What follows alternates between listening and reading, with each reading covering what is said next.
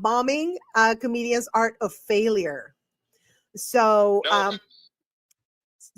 So first of all, before we go into bombing, how do you define bombing in comedy, and what artistic value can it hold? Well, I think a lot of people define it differently. They think if somebody is not convulsing bodily fluids through their nose, laughing hard, that they're a failure. And I think, none of us are loved enough by daddy and mommy and everybody at home. And you think you have to just absolutely crush and destroy. And sometimes a smile, even just people paying attention to you, they're enjoying it. There's a comedian named James Wesley Jackson, who, if you don't know and you're listening to this and you don't know who he is, look him up. Okay. He opened for Parliament Funkadelic. He's in his 80s now, and he's just the mellow, most wonderful comic, laid back. He said a line I'll never forget, and I always give him credit for it. He goes, "Let the audience enjoy you how they want to.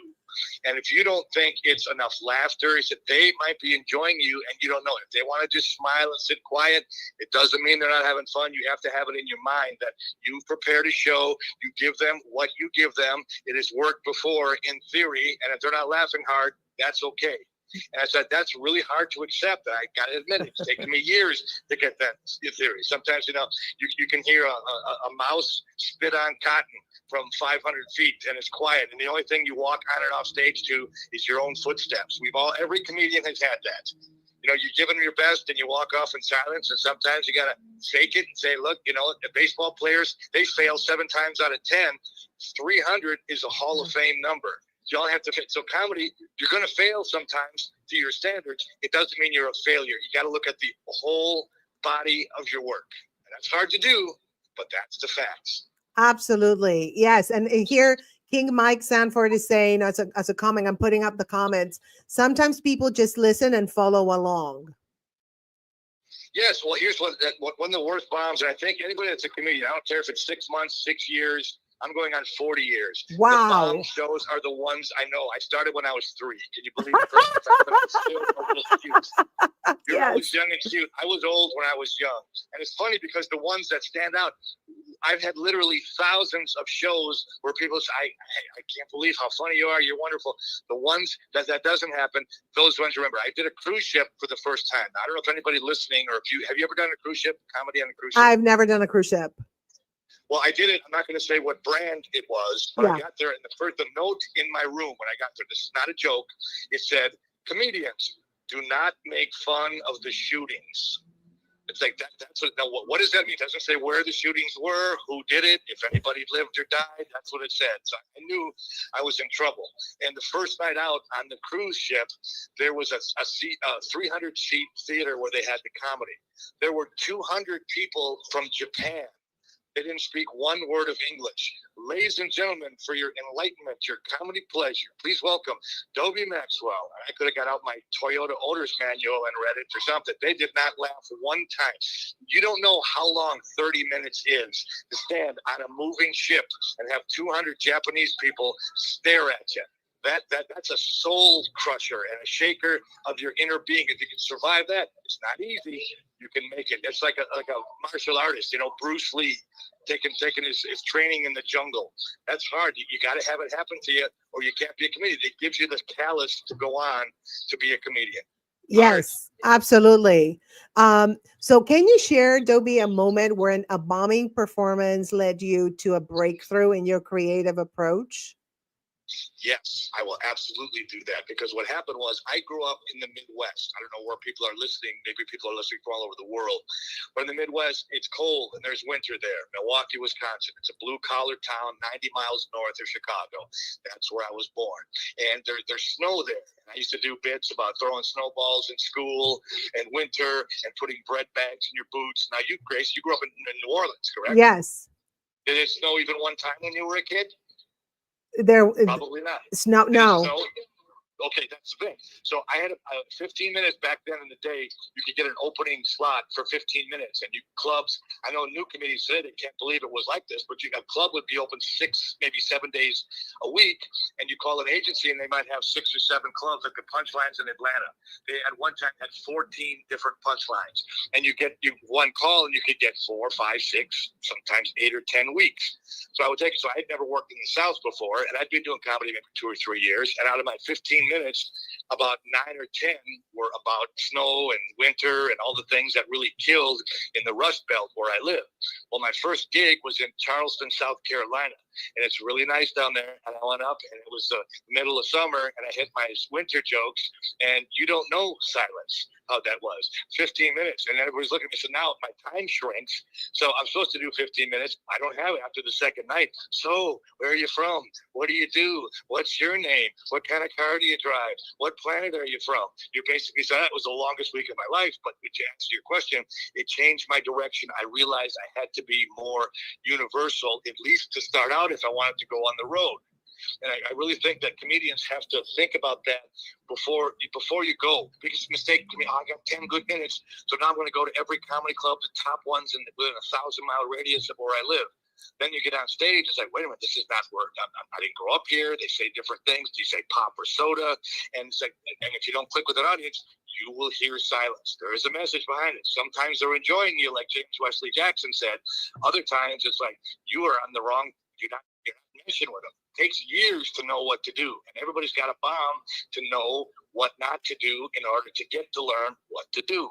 Does that make sense? Absolutely. I couldn't agree more. It's the failures in life too. We learn from our failures. Absolutely. Here's the thing too, I think most people don't remember.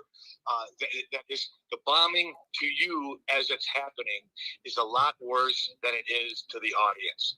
They look at you, it's like, okay, they've seen a whole show.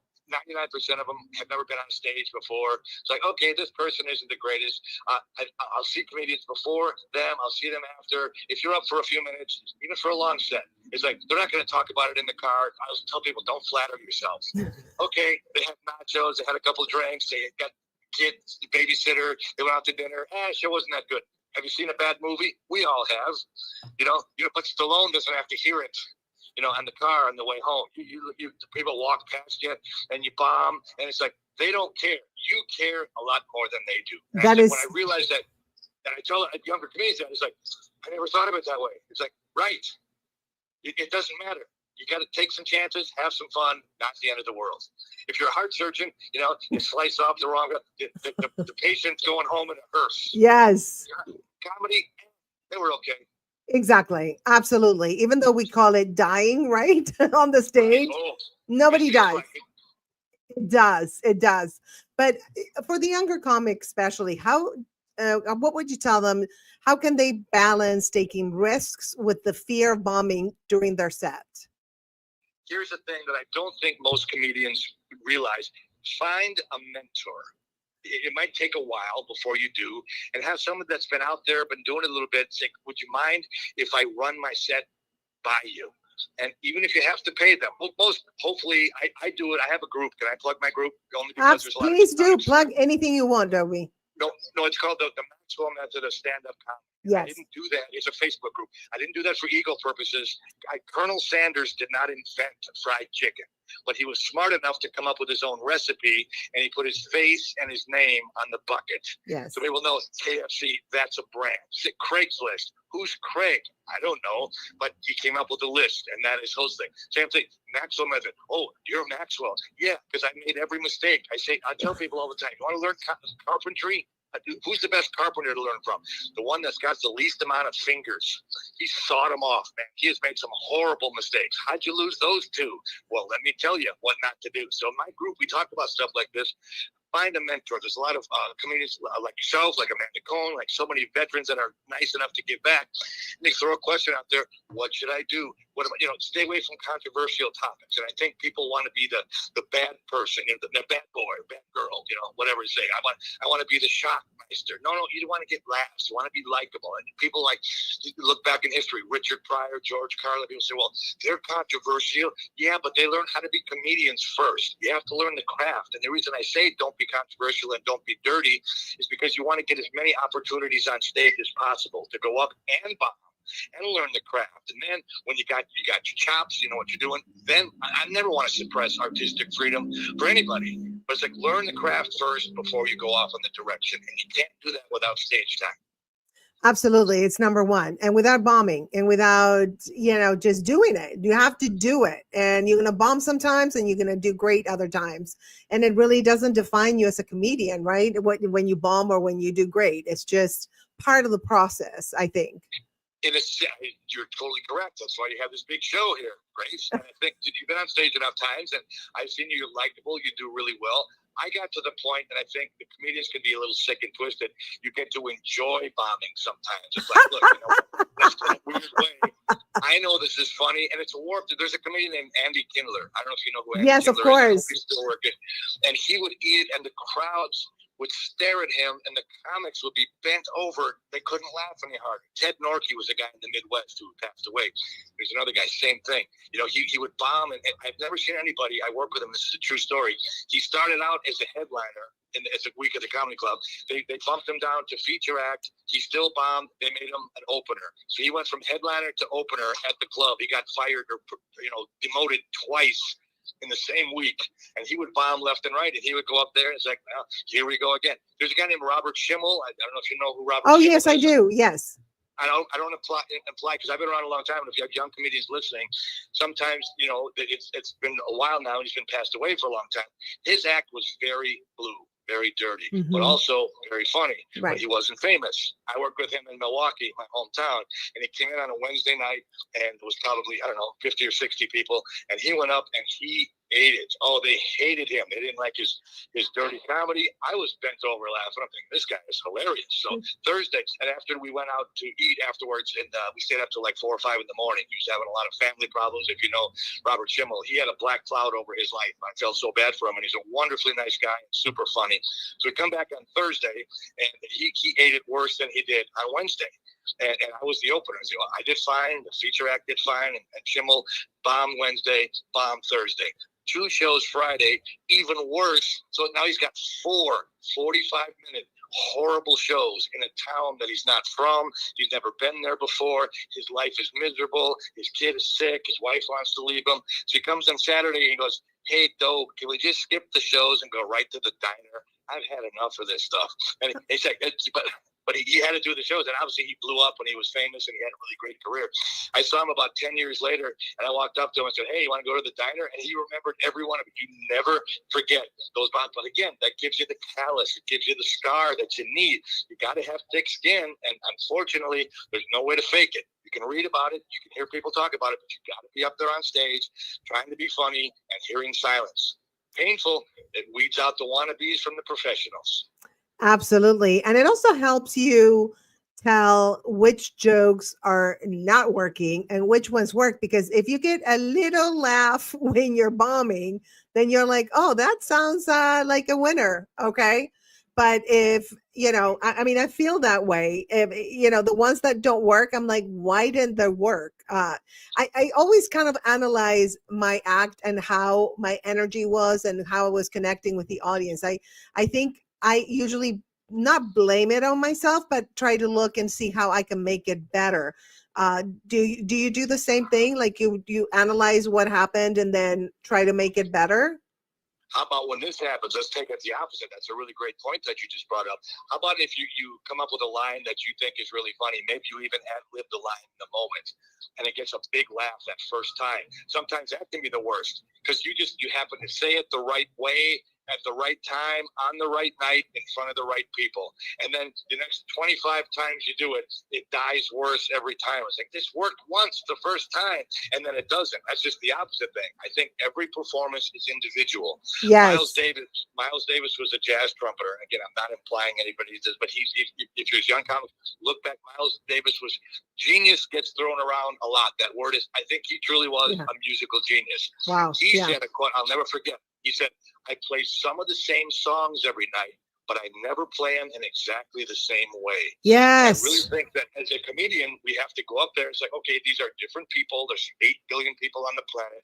This combination, whether it's 10 or 100 or 1,000 or 10,000, they have never been together before. It's like lottery balls. Some are going to be good laughers. Some are going to be quiet. Some are going to get you. If you have 200 Japanese people like I did, not bad people, good laughers for my show. So every show is different. I think you got to be willing to adjust. I read somewhere where airplanes going to Hawaii, they're always off course. And it's a constant process of readjusting a degree here, a half a degree there. So all the way from Los Angeles or San Francisco or wherever it is they're going to Hawaii, it's not a straight shot. Every trip is individual. And it's like, I never forgot that, because I think, okay, when you're on stage, yeah, you get to the point where you recite the jokes. You want to perform the jokes. Let your personality come out. That's why it should keep you in the game. I can't believe comedians that don't watch the entire show. I don't care if you're up first or second or last. Watch the show. Okay, gee, I ate it tonight, but the other comics did well. Or the other comics ate it, and I did well. Why is that? Look at the audience. Are they young or old? Are they country or city? Yes. Are they educated? It's a craft and a skill to say, man, that's hard. Yes, it's hard. Do they just stand up there and talk? No, doesn't work like that. It's a craft and all these little things. That's why I'm so glad you're putting on this big show, because not only are comedians getting to perform and the audience gets to see them, but you have people on. I saw some of the names that you had. Rick Overton, my God, he's wonderful, brilliant. I'd pay to take his class. Yes. You know, Leanne Linsky, I love her. Yes. Listen to Amanda Cohen. She's fantastic. You are great. Thank you. No, thank you for doing it. I think you got to know the generations behind you, even if you don't like that style of comedy. Entertainment is basically a mirror of society. It is an offshoot. Society changes constantly, so entertainment changes. So what worked 50 years ago or 20 years ago or even 2 or 3 years ago is not necessarily what's going to work today. And what people don't think also is you're going to age out the process. Everybody but you, of course, Grace. You're still I don't age. You know what I'm saying? Okay, I'm in the in the fourth quarter of life. So when I was young in my early 20s, I'm not going to talk about the same kind of things I talk about now. It's a constant work in progress. Every comedian that's been around a long time, look at their early work, look at their late work. That's why in my comedy group on Thursdays, I try to do a throwback Thursday of anybody that's famous. I want to see their first appearance on television. Yes. Jay Leno, Jerry Seinfeld, Richard Pryor was on The Ed Sullivan Show in the 60s. Not at all the Richard Pryor that is known as a legend and an icon today. Toby Fields. A lot of comedians, it was hard for a woman to be a comedian back then. It's hard now too. And again, I have extra respect for anybody that's got any kind of extra to overcome. I don't want to get into it. It's hard. A lot of times people are challenged physically. Yes. There are people that have those kind of challenges too. It's like, okay, I got in Josh Blue. I don't know if you know Josh Blue. Yes. But what a sweetheart, super nice guy, very funny. He had to overcome a lot. Comedy's hard enough. Yes. They have to do that. So I think watch it. Be a student of the game. That's why I'm so glad you put me on here, because I am still a student of the game 40 years in. And I'll do shows. You'll say, well, you don't have to watch the opening acts. Yes, I do. I want to know what they're going to be. Is there something I can live off of? I'm a student of the game. I want to watch the crowd. Every show's different. Oh, man, I didn't think it was this hard. You have to elect people as a venue. They have no idea. They think you just go out there and just, slice off a little piece of comedy and throw it out there. There's no effort. Oh, no, not like that at all. Absolutely. We have a question from Amanda, as a matter of fact. She says, she's asking, do you find that your definition of bombing changes or as you get better? Yeah, because it doesn't happen as often. I think you have the privilege, and it comes with paying dues. When you first do it, you're going to hear silence for your whole set. As you do it, oh, buddy, have you done it? I know I have. We all have. Anything you try on a certain night, it's just, this is not working. And you mumble and you stumble. I don't know how much time we have. I got a quick story about the biggest bomb that I ever did. It was in the Star Dome in Birmingham, Alabama. I don't know if you've ever been there. It's a beautiful physical club. And I was in Madison, Wisconsin, which is in my home state. And back in the day, they were running 7 days a week. So they had big headliners on, I believe it was Wednesday through Saturday, and Sunday, Monday, Tuesday, they would have road headliners. You get less money, but it's good. It's a good gig. So they had a fallout, and they said, would you like to do Birmingham, Alabama? I said, well, I'm in Madison, Wisconsin. Do you want the gig or not? You got to be there Sunday, Monday, Tuesday. Well, it's long, about 800 miles, and it was summertime, and it was really hot, and I did my shows in Madison, and I recorded them. And now you record on your phone. This is 20 years ago when I had to pay to get a recording. So I kicked butt. It was really going great. So I drove down to Indianapolis. I didn't have time to sleep, so I slept for about an hour. It was 100 100 degrees, and my air conditioning went out in my car. And I got to Nashville, Tennessee, and a truck tipped over, and it just blocked traffic in the whole town. There's no air conditioning. It's 100 degrees, and it's really hot. I got to Birmingham literally 10 minutes before I was supposed to go on. I had sunburn. You take the shower, about a 30-second shower, and I ran to the club and apologized for being late. And I went up, and in the back, they had a green room. It was beautiful, and they had a fridge in there with snacks and cold drinks. I'm thinking, this is a really plush comedy club, better than most clubs I'd ever seen. And I saw the MC go up, and he hit one of my premises. Okay, he didn't steal it. I didn't steal it from him. It's like, okay, that happens once in a while. Good thing I watched the show. So there was a woman who was the feature act. She went up. She hit 2 of my premises. Again, didn't steal it. Just I could see the slot machine of life. This is not going to be good. And there's not 7, there's 666 coming up here. So I went out there, and I've been driving for 17 hours. It's 100 degrees. I'm dehydrated. My premises are gone. And if you've ever seen my act, people haven't. I talk fast. I'm talking fast now. Yes. And I have a rhythm bit. Boom, yes. boom, boom, boom, boom, bang. And it's just an automatic, it's like beats in music. It's a solo. It's about a 2.5-minute bit, and it gets applause 999 times out of 1,000. It's just a great way to open. That was the one time out of 999 that it didn't work. I flubbed it. I don't know what happened. So I'm in the craft. I had a hard time, and it got to be, there's 400 people there, and it's packed. And I ate cheese off the big wheel. I hadn't had a show before or since worse than that one. I was supposed to be the headliner, and of course, the owner and the general manager are not there that night. So I hear back, and they're going, hey, what happened last night? I ate it. I got video in the car of me killing less than 24 hours away in Madison. I'll show you the video if you want to see it. So the next night I show up, and hey, we got this guy. He's going to do a guest set after you. I said, wait a minute, you're bumping me down to feature. Oh, no, it's not like that. Yeah, that's exactly what it is. Ooh. That's fine. He was awkward. I said, look, I had a horrible set last night. That happened. So it was not the greatest, but it was okay. So the third night, so it was Sunday, Monday, the Tuesday night, I went up, and it went great. And the manager said, well, where was that the first night? Well, I had a battle. So my point is, I don't think I can buy a ticket to see a show at the Stardome, because that bomb, when that gets out there too. So you got to be careful where you do it, and but it happens, and you can't control it. Tonight I'm going to bomb, and I'm going to get it out of the way. But to answer Amanda's question, as you do it longer, it happens a lot less. You can figure out, you got more tricks. You got the ways to say, okay, I'm at a little slow one, but I can go in a different direction and adjust. Yes, 100%. Or like, these people are not receptive to these topics, so let's move on to something else. So the rhythm is different. Or yeah, absolutely. So just to close the interview, thank you so much for doing this, by the way, Dobie. I really appreciate it. What advice would you give emerging comedians about embracing failure as a part of their journey? It's necessary. It is fuel in your vehicle to success. Without failure, there can't be any success.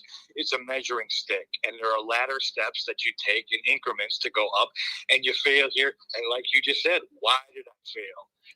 Was this my fault or their fault? Well, I don't speak Japanese. Is that my fault? No, it's the ship's fault for putting 200 Japanese people in a show, knowing there's going to be an American guy telling jokes. So it happens. Again, find a mentor. If you don't have a mentor, join my Facebook group. There's no charge. I'm not looking to sell you Amway or anything like that. But I try to give back, because not many people helped me when I started. A few did. And every mentor I had, I appreciate to this day. So I try to give it back. That's why I'm so thrilled when you ask me to do these shows, because I know you have that attitude too. As does Amanda, as does, I'm sure, a lot of the others. Rick Overton is great. All your lineup was stellar. So to be included, that's really an honor. Thank you very much, Grace. Well, thank you so much. I know that it was a little difficult for you to do this today, but you did it. And I just love you even more for it. Thank you so much. We will talk again. I owe you. Say goodbye to everybody. Bye, everybody. Thank you. Thank you so much, Dobie. Bye. See you.